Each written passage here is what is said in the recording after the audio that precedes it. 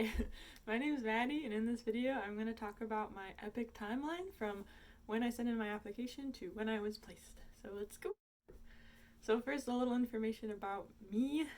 My background is I have a master's in linguistics with a focus in teaching English as a second language. So I think this definitely helped out my application and made me a more desirable applicant. But part of my program was doing a practicum and teaching 2 semesters worth of English classes to international students. So this was definitely helpful, but because I mastered in TESOL, basically I didn't get a TESOL certificate. So making that count for the TESOL certificate was kind of confusing, and I had to jump through some loops, but I'll talk about that later. So during the summer of 2019, I was studying abroad in Indonesia, and I got back around mid-August, so I was not one of those people who turned in their application on the very first day that it was open. I actually finished and turned it in on August 28th. So I didn't hear anything for a while, and then in late September through early October, I was gone for 3 weeks traveling in Europe, and it was during that time that I got an email saying that I had been called for an interview. So I didn't respond to this immediately because I didn't want to do my interview while I was traveling, but then maybe a week later they emailed me again, and they were like, hey, did you see this? Like, you should really fill this out. So I was like, oh crap, okay. So I opened up the Google Doc page, whatever they sent you, and I filled out a time, and so I was interviewed on October 22nd at the lovely time of 8:05 p.m. I had the coordinator named Jeffrey, who was awesome, and he continued to be awesome for the entirety of the application. He asked me a variety of questions. He suggested that I change things on my application and my lesson plan, and it was just generally really good. He said that he would get back to me within like a week or two, but in fact, only 5 days later, on October 27th, I found out that I passed my interview. So I decided a few days before actually getting the notification that I passed that I would start collecting documents because I knew that this was a time-intensive process. So for the FBI background check, which takes the longest, I decided to go with a channeler, which I think most people do. It's a much better idea unless you have all the time in the world, because going through channeler can take like 2 weeks, usually a week, but doing it through the FBI can take like 4 to 6 weeks. So I went with Accurate Biometrics. They were the first on the list of recommended channelers, and for Accurate Biometrics I had to get my fingerprints taken because I do not live in a big city where I can get them taken by one of the Accurate Biometrics scanners. They have a lot in Texas, but not where I'm from. And so on October 28th, I got my fingerprints taken at a local police station. This took a while to set up an appointment, but that only cost me $10. And then the same day I sent off my application for Accurate Biometrics. I chose 2-day shipping, which wasn't a good idea. I could have waited. I should have waited. So that application with 2-day shipping cost $75. The next day, on October 29th, I requested duplicate diplomas. So I have 2. I have my bachelor's and then my master's. You only send in your master's if it is applicable to doing TESOL, which mine was. So then by October 31st, Halloween, I got my FBI background check back. It was completed. And also that same day I requested some transcripts.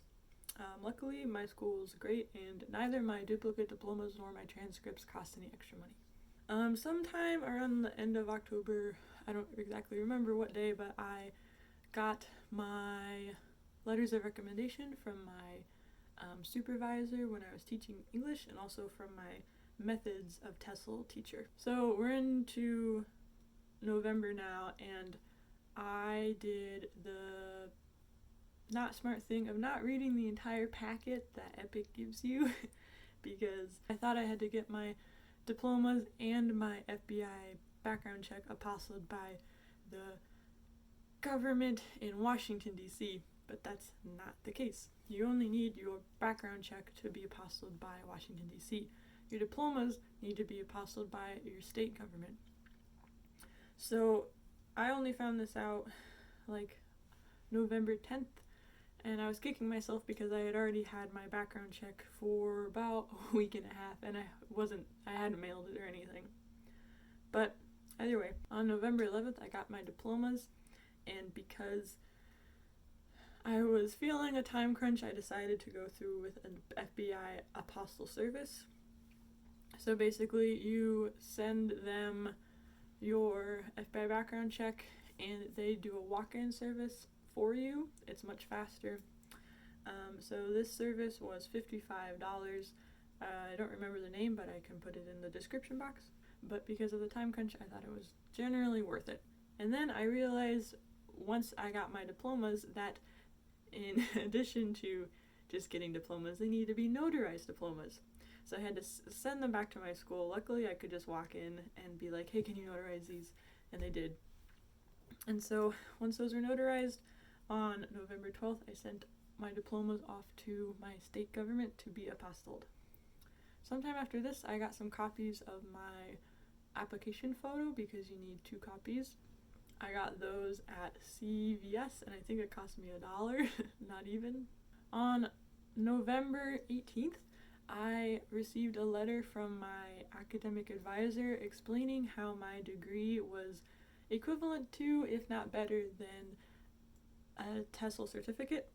So she just explained like what I had to do in order to get this, how many hours it took.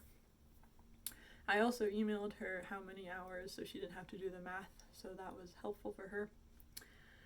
Once I got this letter, I also printed out and I made photocopies of the documents that I already had. So I printed out my application that I had already fixed, made photocopies of the apostils that I had, everything.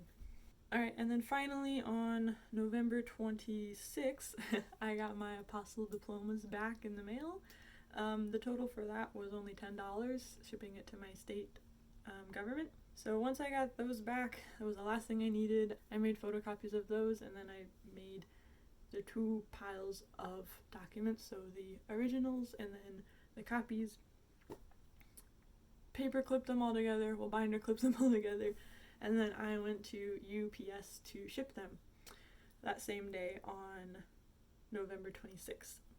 Now, I don't know how this worked out, but I was seeing lots of people say like, yeah, it cost me $100 to ship all of my documents. Well, I went to UPS, and although it was UPS, the package said DHL, so I don't know. But either way, it cost me $54.67 to ship with fast, I think 2-day shipping. So that was a lovely surprise because I thought it would cost a lot more money. So round that up to about $55. In total, all of the costs up to shipping my documents was $206. So it wasn't the cheapest thing in the world, but I was also not very smart, and I made some decisions that weren't financially beneficial. So on November 29th, I got an email saying that my documents were received, which was great, and in that email, my coordinator said that I should expect a response early December through mid-December. So I wasn't really expecting anything. It just so happened on that same day that on their Facebook page, EPIK posted that they should expect to send out the first round of acceptance notices the following Monday. So I was like, okay, cool, good for them. I'm probably not going to get in there because I just sent off my documents. Lo and behold, Monday comes, and then Tuesday comes, Tuesday, December 3rd, and I get an email saying that I was placed. Woo! Yeah, it was amazing because it was so quick. It was such a quick turnaround. I mean, I had only sent off my documents like a week before.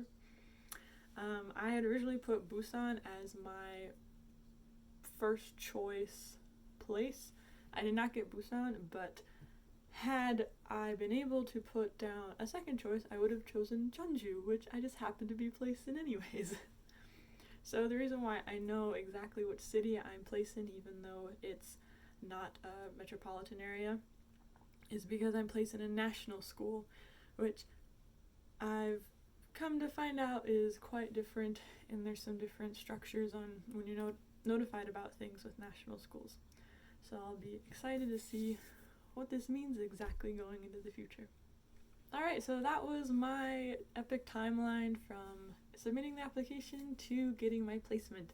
Now, of course, I still need to apply for my visa and all of that things, but I think for everybody they're saying mid-January is when you should get your documents that you need for the visa.